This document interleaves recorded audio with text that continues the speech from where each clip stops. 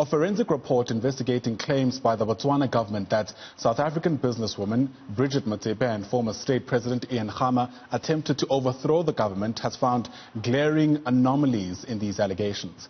Now, the investigation and the subsequent report, paid for by Motsepe, was conducted by Omnia Strategy. That's a firm owned by former British Prime Minister Tony Blair's wife, Sherry. Now, the claims were made by Botswana intelligence and police officials in affidavits detailing an alleged coup funded by Khama and Motsepe and involved the theft of $10 billion from the Botswana Reserve Bank. For more on the investigation and the subsequent findings, let's chat to Gordon Rainey, who's Associate Director at Alaco Limited, that is. Gordon joins us now via video link from London. Gordon, thanks very much for your time and welcome to the AM report. The allegations... Thank you very much. Sure. The allegations, even at face value, are startling at the very least. Take us through where you even begin with such a grand-scale investigation. Well, that's a very good question, and it's nice to be with you this morning. Thank you for having me. I mean, just to, as we set forth in the press conference yesterday, our mandate was a relatively limited one in that we were engaged to undertake a forensic analysis, as you say, of the affidavit itself, putting aside any of the political motivations or anything of that sort. And so in that regard, we had a defined lane in which we were asked to analyze the allegations in this affidavit, particularly the allegations with respect to a series of fund flows around the world, exiting out of Botswana, going into a number of jurisdictions, and then, as alleged in the affidavit, ending up in a variety of bank accounts in South Africa and elsewhere. So we had a fairly strict mandate in that regard, and we focused our efforts on trying to follow the money, as it were. Right. And even then, even with your, I guess, narrowed investigation path, you found grand anomalies. Take us through what you mean by that. Perhaps a few examples, if you can. Sure, I'd be happy to. Well, I think in the first instance, I would encourage you and any of your listeners to take a look at our report and read the affidavit upon which it is based, all of which are available on our website as well as that of Omnia Strategy. So to give you some examples, it was alleged that 107 million pula left a special account that was said to be created by President Khama whilst in office at the Bank of Botswana, and that 107 million pula exited out of that account and landed in an account in HSBC in Hong Kong. Now, the name of that account holder, as said in the affidavit, was a company named Odyssey Energy LLC. So the alleged transfer took place in 2009. Now, there's a difficulty there because our research uncovered that Odyssey Energy does exist as a company, but it did not exist until 2013.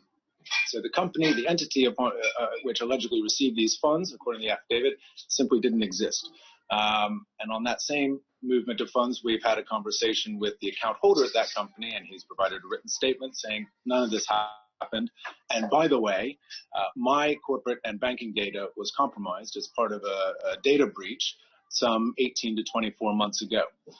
And that was a common thread. I won't go through each step of the flow of funds, but that was a very common tale we heard with respect to each of these innocent parties whose data was used and included in this affidavit, but they had nothing to do with this. And as I said yesterday in my remarks at the press conference, this is a very, very common tale, sadly, and in my line of work we've seen it quite often. It is frighteningly easy for someone to buy a cache of legitimate banking data, but illegitimately acquired, and to use it for any number of purposes. And it seems to us that with respect to a lot of the alleged fund flows in this document, Mr. Ubona, who is the government official in Botswana whose name is on this affidavit, he and perhaps others working with him clearly acquired somehow a cache of legitimate banking data and used it to make this rather shoddy document look more credible.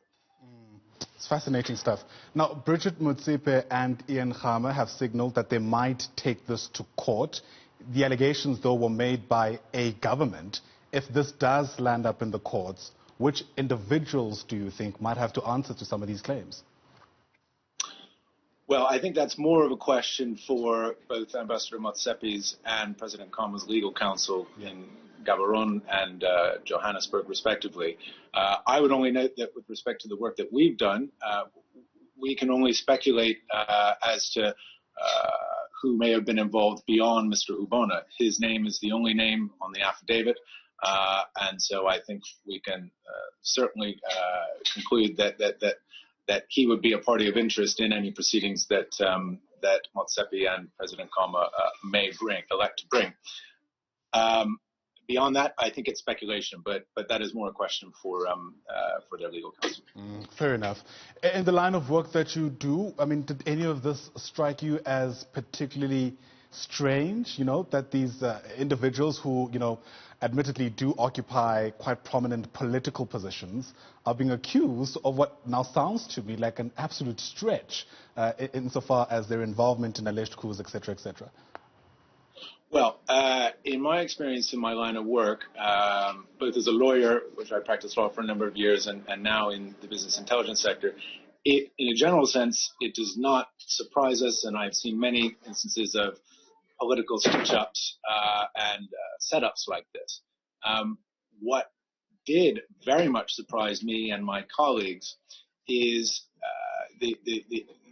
I think to use your words, this was a real stretch. And I would encourage you again to look at the document and see, even with a very dispassionate, independent eye, how shoddy and sloppily this was put together.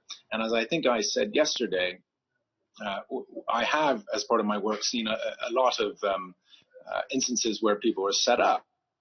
But as a general rule, if you want to make up a story, you would do well to make sure it is a credible story. And there are a number of aspects of the allegations in this affidavit that just make it beyond the realm of possibility, not least of which is the figures that are involved here.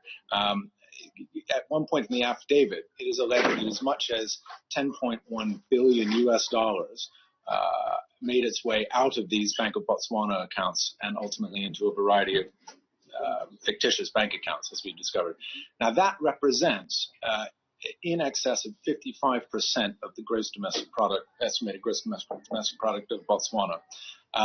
And so I think when you look at those figures, it just is beyond the realm of possibility. Yeah, and I guess the question now, Gordon, becomes to what end were these allegations fabricated? But I know that's outside the scope of your investigation. So thanks very much for your insights and your time. Certainly appreciate it. That there is Gordon Rainey, who's Associate Director of Alaco, live to us there from London in the United Kingdom.